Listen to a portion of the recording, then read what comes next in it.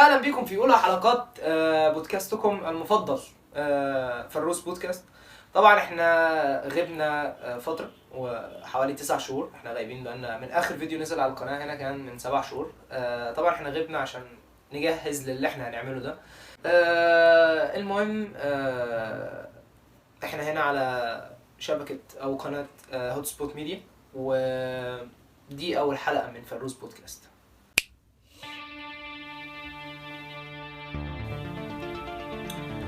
من كام يوم كده وانا قاعد مع نفسي بعد الساعة 12 والاوفر ثينكينج، سألت نفسي سؤال او دار في دماغي الاول الكوبليه بتاع أمير عيد وهو بيغني بيقول: جوايا اتنين وانا التالت دايما ساكت. يا أمير عيد انت بتقول دولار. وسألت نفسي من بعد الكوبليه ده، انا اتحطيت كام مرة في موقف واحترت انا همشي ورا مين، قلبي ولا عقلي؟ طب ايه الصح؟ طب اعمل ايه؟ طب يعني امشي ورا مين فيهم؟ عارف انت اللخبطه والسحابه السوداء اللي بتبقى على دماغك مش عارف تعمل ايه؟ انت اكيد اتحطيت في المواقف دي كتير زي حالتي. فسالت نفسي يعني ازاي احل الموضوع ده. فانا جاي النهارده عشان نتكلم مع بعض، نناقش الموضوع، نحاول نوصل لأمر وسط. بالنسبة لي بحثت ودورت وقلبت الدنيا. طبعا احنا كلنا عارفين ان يعني ربنا خلق الانسان، خلقني وخلقك وخلق سهام اللي في الدور السابع وخلق سيد اللي قاعد ورا الكاميرا دلوقتي.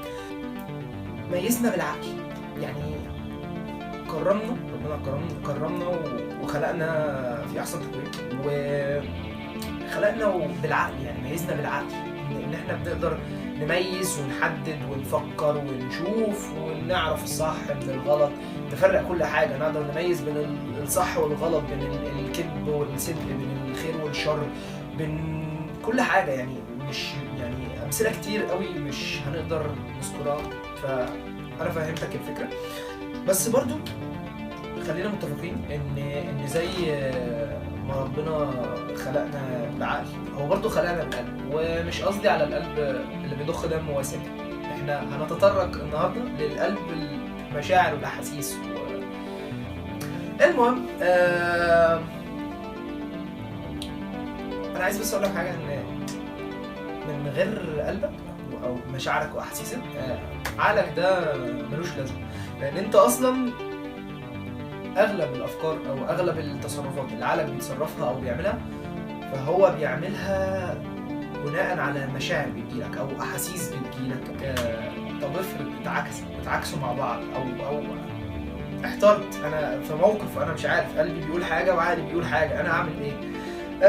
فانا جاي انا اجاوب على الموضوع ده. مكتوب او في الابحاث اللي اتنشرت، او يعني في اغلب برضو الكلام اللي الناس بتقوله ومحللين علم النفس والكلام اللي انا قريته، ان 3/4 الاسباب ان انت يعني قلبك وعقلك بيتعاكسوا مع بعض، بيتعاكسوا مثلا انت ممكن تكون حكمت على السطح من بره، او يعني ما تعمقتش في التفاصيل، انت حكمت من السطح الخارجي كنتيجه لان انت حاكم على السطح من بره وكده.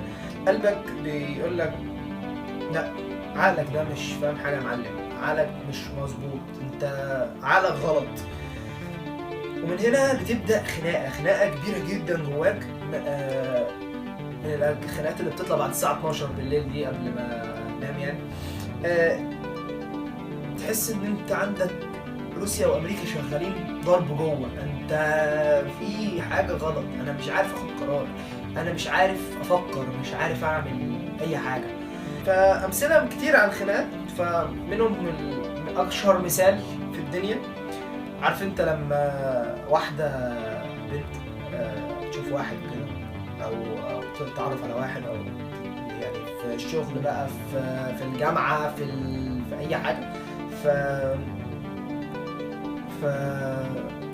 الشخص ده عنده ريد فلاجز الدنيا والاخره، بس عارف انت بقى قلبها اللي هو لا يا بنت I can fix him يا بنت، دوسي انتي بس.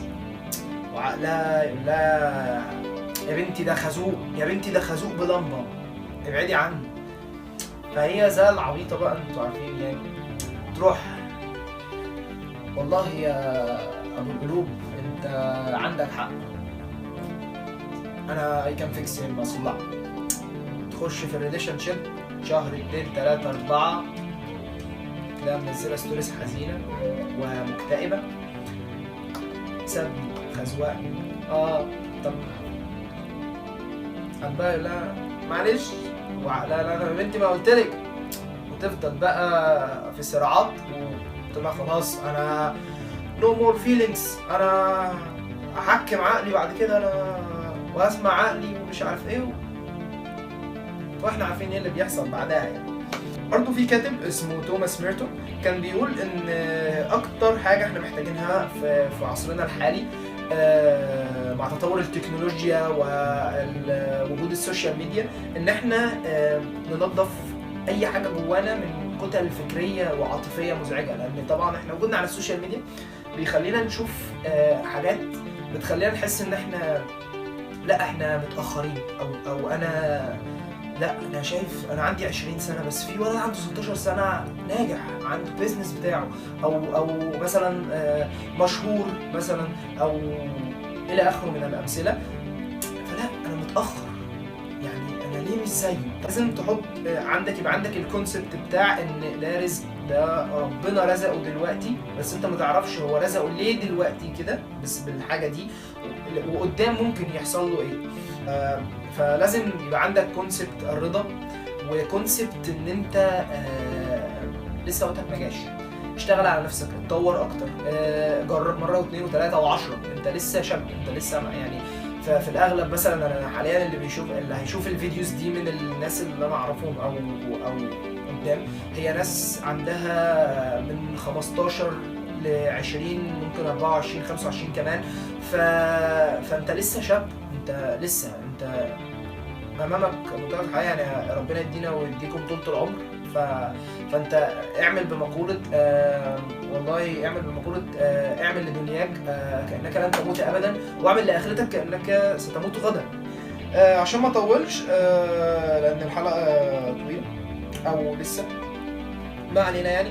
فاشهر الاطباء النفسيين حوالين العالم ومنهم منظمة الصحة العالمية طبعا اتفقوا ان نسبة مش قليلة، وبصراحة انا ما لقيتش نسبة دقيقة موجودة، فلما نتطرق لنسب احنا ما يخصناش النسب دلوقتي، ولكن نسبة مش قليلة، نسبة كبيرة جدا من حالات الانتحار او الاكتئاب اللي موجودة في العالم دلوقتي وعبر التاريخ، او من اول القرن العشرين مثلا، اواخر القرن العشرين لحد يومنا الحالي، كانت بسبب الصراع اللي موجود بين القلب والعقل، وان الخناقه اللي شغاله جوه، الخناقه اللي انا مش عارفين نستقر فيها، الخناقه اللي انا مش عارف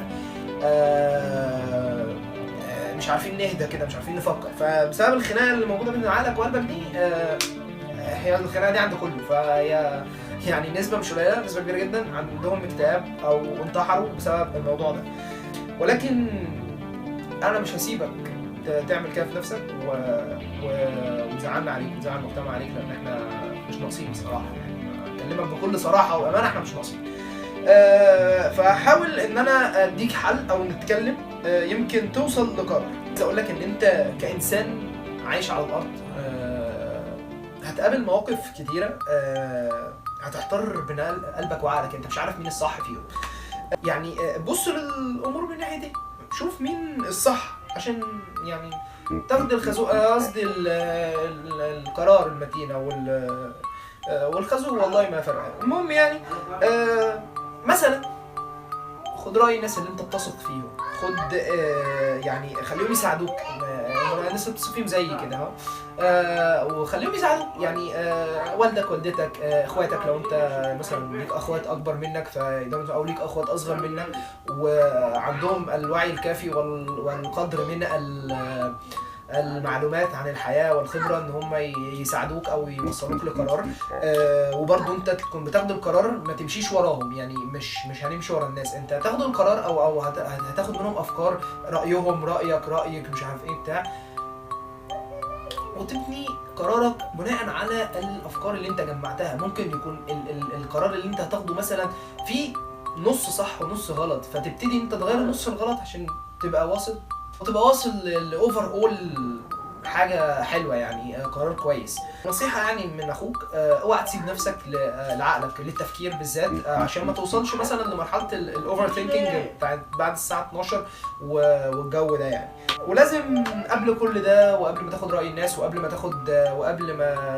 تفكر كويس وقبل ما تعمل اي حاجه، لازم تتيقن دايما ان انت ربنا هيسوقك للخير، للحاجه الحلوه ليك، للحاجه اللي فيها خير ليك، للحاجه اللي انت هتنجح فيها، للحاجه الصح. فلازم يكون عندك كونسبت الرضا جواك، وانت 100% متوكل على الله، بتسعى وتجتهد، والنتيجة ما هي إلا إنها بتاعت ربنا. والنتيجة دي مش شرط نتيجة امتحان، مش شرط نتيجة في الشغل، مش شرط نتيجة نجاح مشروع، ولكن النتيجة ممكن تكون إن هي مثلا أنت تكون في علاقة مريحة، علاقة كويسة، أو في إن أنت سعيد في حياتك. لو أنت سعيد في حياتك فدي نتيجة لأي حاجة أنت بتعملها. تكون قادر ان انت تشتغل، عندك طاقه وعندك شغف، ده نتيجه ان في الوقت اللي احنا فيه ده، ان كون ان انت عندك طاقه وشغف ان انت تشتغل حاجه كويسه جدا. والى هنا نكون احنا وصلنا لنهايه هذه الحلقه. اعزائي وعزيزاتي، الفيديو ده لو ما جابش 1000 فيو مثلا هزعلكم. المهم يعني فطبعا لو عجبكم الحلقه اتمنى اكون عملت حلقه كويسه، ما تنساش طبعا تعملوا لنا لايك وسبسكرايب كده وتفعل زر الجرس، كلام اليوتيوب مثلا، وتفعل زر الجرس وتعملوا كومنت حلو كده وتقولوا لنا انتوا بتمشوا ورا مين، قلبك ولا عقلك، او بتتعامل ازاي في المواقف دي. وطبعا هتلاقوا لينك اكونت وبيج قناتنا الجميله وشركتنا الجميله والقمر بتاعنا شركه هوت سبوت ميديا على الانستجرام، تيك توك، فيسبوك. ولو انت على منصه تانية ولقيتهم عاملين اكونتات اعمل لهم فولو، عشان انا بصراحه ما عنديش اي فكره الاكونتات دي فين. بصراحه انا ما عنديش اي فكره غير انستجرام وتيك توك وفيسبوك خلاص. فاعملوا لهم فولو هناك، وما تنساش طبعا الاشتراك وفعل زر الجرس عشان انا اول ما انزل حلقه تتفرج عليا، ايا يكن الباقي مالناش دعوه بيه. المهم انا